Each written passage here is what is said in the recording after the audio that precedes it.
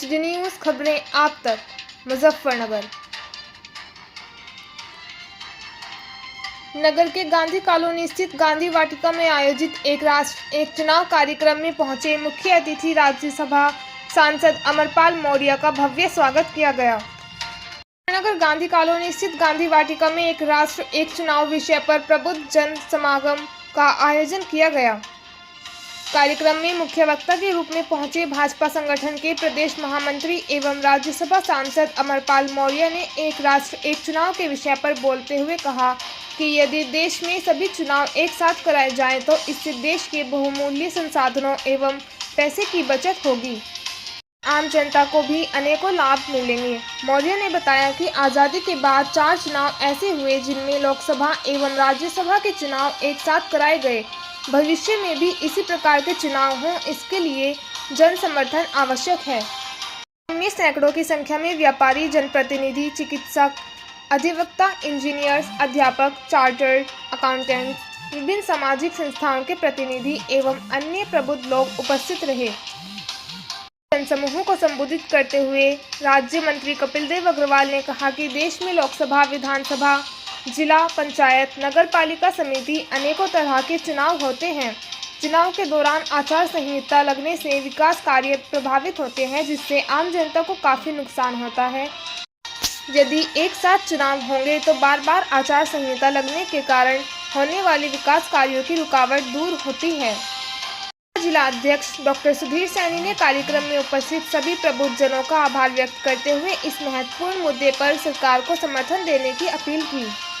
कार्यक्रम की अध्यक्षता जिला बार एसोसिएशन के सेक्रेटरी श्री चंद्रवीर एडवोकेट ने की एवं विशिष्ट अतिथि सुरेंद्र ढींगरा रहे। कार्यक्रम में जिला पंचायत अध्यक्ष डॉक्टर वीरपाल निर्वाल, जिला उपाध्यक्ष शरद शर्मा एवं संजय गर्ग, कार्यक्रम संयोजक अभिषेक गुर्जर, सह संयोजक अंचित मित्तल, पूर्व chairman doctor Subhash Sharma, media प्रभारी पवन अरोड़ा, श्री मोहन तायल, मंडल अध्यक्ष प्रवीण खेड़ा, मंडल अध्यक्ष नई मंडी मनी पटपटिया, ममता अग्रवाल, शालू सैनी, गीता जैन सहित सैकड़ों प्रबुद्ध जन उपस्थित रहे। कार्यक्रम की अध्यक्षता संचालन कांति राठी एवं सुभाष सैनी एडवोकेट ने किया। देखें कैमरामैन आशीष के साथ संवाददाता संजय धीमान की एक खास रिपोर्ट। HD न्यूज़ चैनल पर किसी भी प्रकार का समाचार व विज्ञापन देने हेतु दिए गए नंबर पर संपर्क करें 9897434845 व 8077141964 रखेंगे। मैं उनको आमंत्रित करूं, उससे पूर्व हमारे बीच में हमारे यशस्वी विधायक प्रदेश सरकार में स्वतंत्र प्रभार मंत्री आदरणीय कपिल देव जी हैं। मैं उनसे आग्रह करता हूं कि वे आए और 2 मिनट में अपना मार्गदर्शन हमें देने की कृपा करें। भारतीय जनता पार्टी के बहुत वरिष्ठ नेता, हमारे भाई, लंबे समय से एक मित्र के रूप में लगातार हम काम कर रहे हैं। उमा भारती जी जब लगातार हम सबका नेतृत्व करती थी, तब से लेके आज तक एक मित्रवत वो भी आगे बढ़ते गए। कुछ आशीर्वाद हमको भी आप सबका पार्टी का मिला। आज हम सब के बीच में प्रदेश के महामंत्री के रूप में और बहुत बड़ी जिम्मेदारी राज्यसभा के रूप में भारतीय जनता पार्टी ने चयन किया।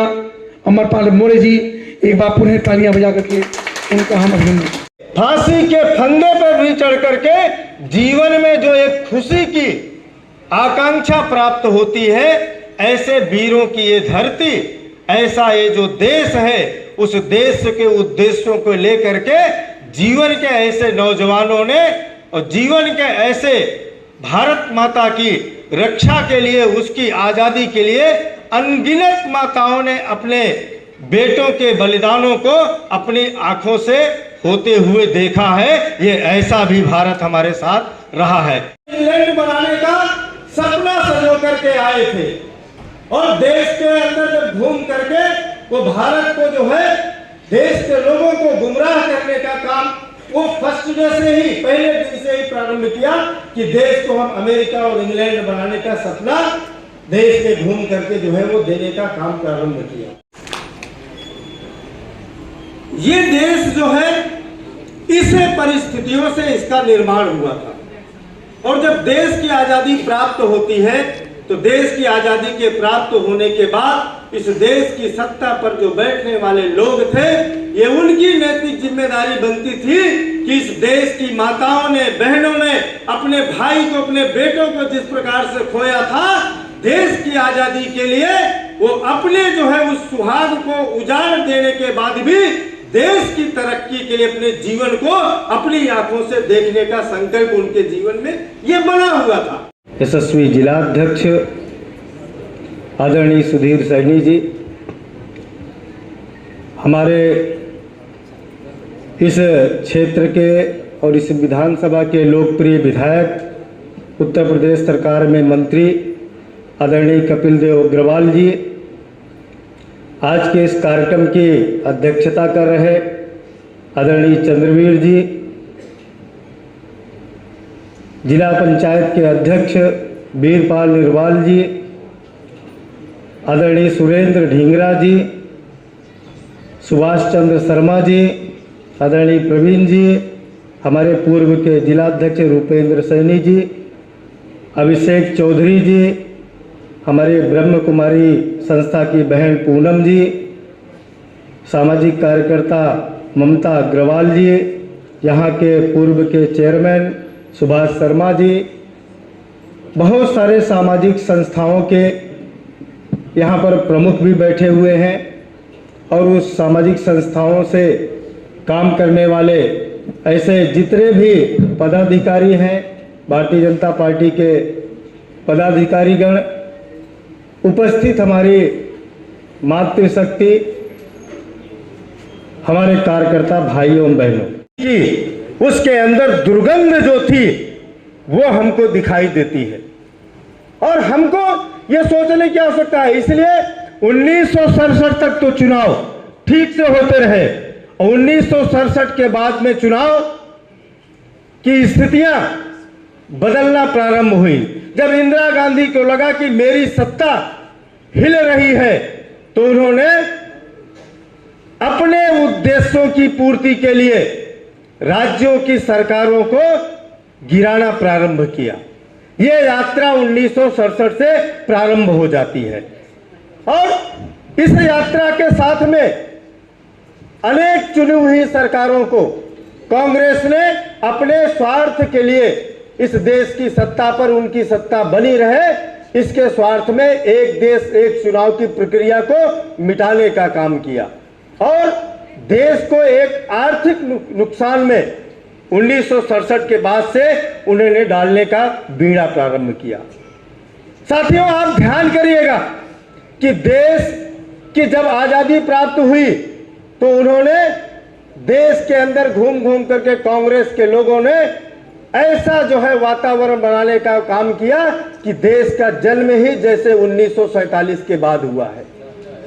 हम सब उस देश की आजादी में, आप बताइए, इस देश की आजादी के लिए कोई ऐसा जिला, कोई ऐसा शहर नहीं है कि जिन्होंने अपने प्राणों की आहुति नहीं दिया। लेकिन इन कांग्रेस के लोगों ने ऐसा प्रचार किया कि देश की आजादी का जो बीड़ा था, देश की आजादी दिलाने का काम सिर्फ तो कांग्रेस के लोगों ने दिलाया। ये आज भी अपने भाषणों में बोलते हैं। आप बताइए, क्या सुभाष चंद्र बोस के बलिदान के जीवन को कोई भुला सकता है देश? क्या भगत सिंह के जो है जीवन को कोई भुला सकता है? क्या चंद्रशेखर के जीवन को कोई भुला सकता है क्या? अरे इन कांग्रेसियों को मैं चुनौती देना चाहता हूं कि तुम इस देश के अंदर पैदा नहीं हुए थे। ये धरा ऐसी है भारत की, इस धरा पर तो भगवान राम भी जन्म लेने के लिए लालायित रहते थे। जब कांग्रेस का जन्म नहीं हुआ था तब इस भारत माता का जन्म पहले भी इतिहास के पन्नों में हुआ था। ये कांग्रेसियों को सोचने की आवश्यकता है। काम करेगा तो एक जो है, एक हमने जो है देखा होगा कि एक नारी यानी माता सीता को रावण ने कुदृष्टि डाली थी। रावण ने माता सीता के पर कुदृष्टि डाली थी, उस रावण का पूरा सर्वनाश हो जाता है और भारत की संस्कृति पर, उन बेटियों के ऊपर अभी पाकिस्तान ने कुदृष्टि डालने का काम किया था, उसी की भाषा में उसको जवाब दिया जा रहा है। यह आज जो है नरेंद्र मोदी का भारत है। इसलिए हम तय करते हैं कि हम एक राष्ट्र एक चुनाव की बात क्यों करते हैं। क्यों? पिछला चुनाव यानी 2024 का चुनाव होता है, 1,35,000 करोड़ रुपया स्वाहा हो जाते हैं चुनाव के अंदर। एक चुनाव में इतने लाख अगर स्वाहा हो जाते हैं, ये पैसा बचेगा साथियों तो ऐसा महान भारत बनेगा। यानी जब हमको 2014 में सत्ता मिली थी, तब इस देश की सुरक्षा के लिए हमारे पास गोले और बारूद नहीं होते थे। ये ऐसा देश था कि दुनिया के देशों में जाकर के हम हथियारों की भीख मांगते थे। क्यों? क्योंकि कांग्रेस हथियारों की डील में दलाली खाती थी, वो रक्षा सौदों में पैसा कमाते थे। नरेंद्र मोदी जी ने तय किया कि हम एक एक पैसा बचाएंगे भ्रष्टाचार का, और एक एक पैसा बचा करके भारत की एकता और अखंडता को सुरक्षित रखने के लिए भारत के रक्षा बजट को बढ़ाया और सुरक्षा की दृष्टि से नए नए आयुध भंडार खोलने का काम किया। ये ऐसा भारत आज बन गया है।